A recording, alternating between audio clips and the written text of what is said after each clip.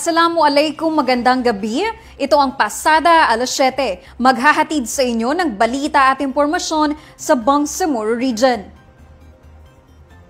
Bilang bahagi ng pagsisikap nitong matugunan ang mga pangangailangang pangkalusugan ng mga apektadong komunidad sa lungsod ng Marawi, patuloy pa rin ang paghahatid ng serbisyo ng BARMM Marawi Rehabilitation Program sa pamamagitan ng pagsasagawa ng mga on-site medical mission. Umabot sa kabuuang bilang na 72 pasyente mula sa pinakaapektadong lugar sa Marawi ang nakatanggap ng medical consultations at libreng mga gamot sa CRS Shelter, Barangay Roro Gagus proper. Ang naturang inisyatiba ay patunay lamang sa pangako ng MRP na makapaghatid ng accessible healthcare services at essential medical assistance sa mga apektadong pamilya bilang tulong sa kanilang muling pagbangon at pangkalahatang kabutihan. Bilang isang espesyal na programa sa ilalim ng Office of the Chief Minister, ang BARMM-MRP ay sumusuporta sa rehabilitasyon at pagbangon ng Marawi, alinsunod sa 12-point priority agenda ng pamahalaang Bangsamoro. Daang-daang katutubong Teduray, Dulangan, Manobo at iba pang residente sa Barangay Limpongo, Dato Hofer, Maguindanao del Sur ang nakinabang sa iba't ibang libreng serbisyo na inihatid ng Ministry of Indigenous Peoples Affairs bilang bahagi ng pagdiriwang ng Indigenous Peoples Month 2025. Binubuo ng tatlong pangunahing aktibidad ang naturang programa, katulad ng Information and Education Campaign on Disaster Preparedness, pamamahagi ng tulong at relief assistance, at Medical Outreach Program. Layunin ng programa na mapangalagaan ang kalusugan ng mga katutubong mamamayan at mailapit pa ang mga serbisyo ng pamahalaang Bangsamoro alinsunod sa prinsipyo ng moral governance.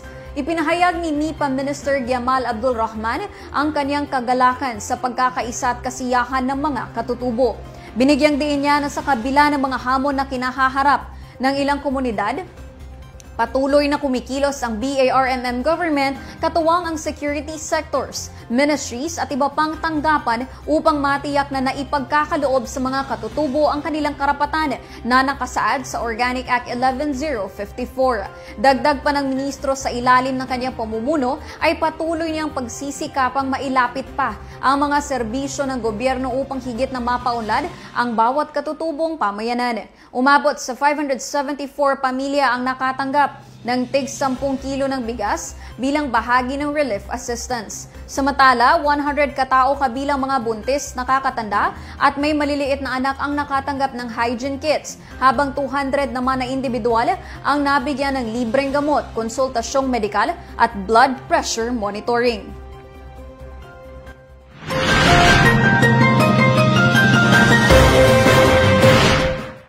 Naghatid ng mga supply ng pagkain ang Ministry of Social Services and Development sa 303 Child Development Centers at 122 Supervised Neighborhood Place sa 12 munisipalidad ng Maguindanao del Norte noong October 16 hanggang 17, 2025. Layunin ng distribusyon na matiyak ang tuloy-tuloy na pagpapatupad ng feeding program para sa 5,700 na batang mag-aaral sa mga nasabing early learning centers. Ang bawat bata ay nakatanggap ng bigas, spaghetti noodles, Nutri-Biscuit, corned tuna, corned beef, sardinas, munggo, mantika, cereal at spaghetti sauce. Noong October 16, naipamahagi na ang mga supplies sa mga bayan ng Barira, Buldon, Matanog, Parang at Sultan Kudarat. Samantala nakatagdang ihatid ngayong October 17 ang para sa Talitay, Northern Kabuntalan, UP Dato Blas Sinsuat, Kabuntalan at Dato Odin Sinsuat.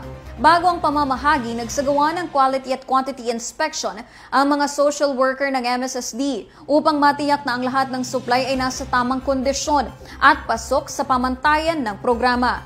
Ang inisyatibong ito ay bahagi ng 15th cycle ng Supplementary Feeding Program.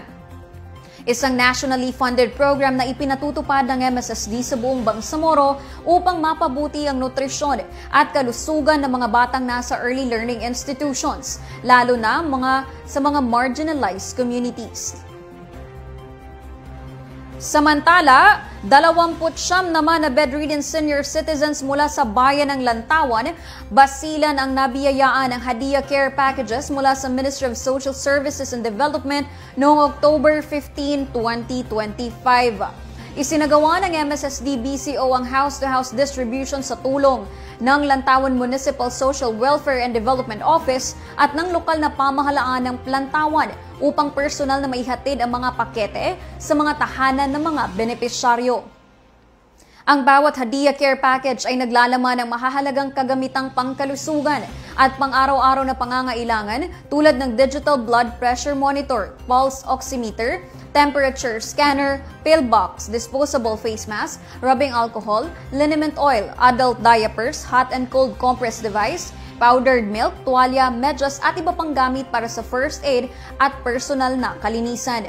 Bahagi ito ng Older Persons and Persons with Disabilities Welfare Program ng MSSD na layuning magbigay ng tuloy-tuloy na tulong at proteksyon para sa mapabuti ang kalusugan at kapakanan ng mga nakakatanda at persons with disabilities sa Bangsamoro Region.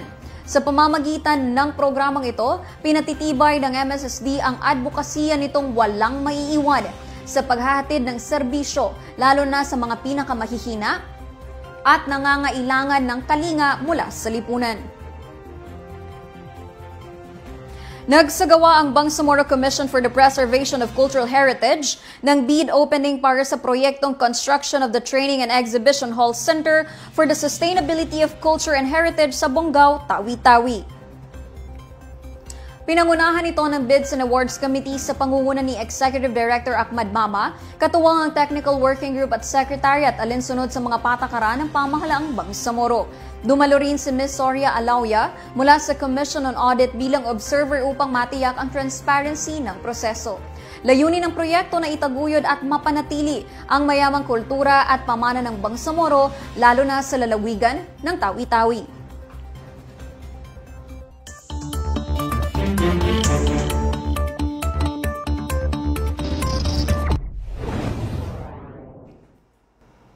Sa ating panahon ngayon, makakaapekto sa panahon sa Mindanao ang localized thunderstorms.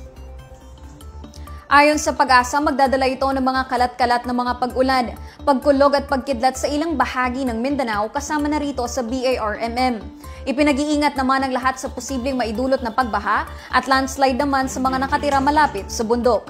Manatiling nakaantabay sa mga paalala ng Pag-asa at Barm Ready sa ating panahon ngayon.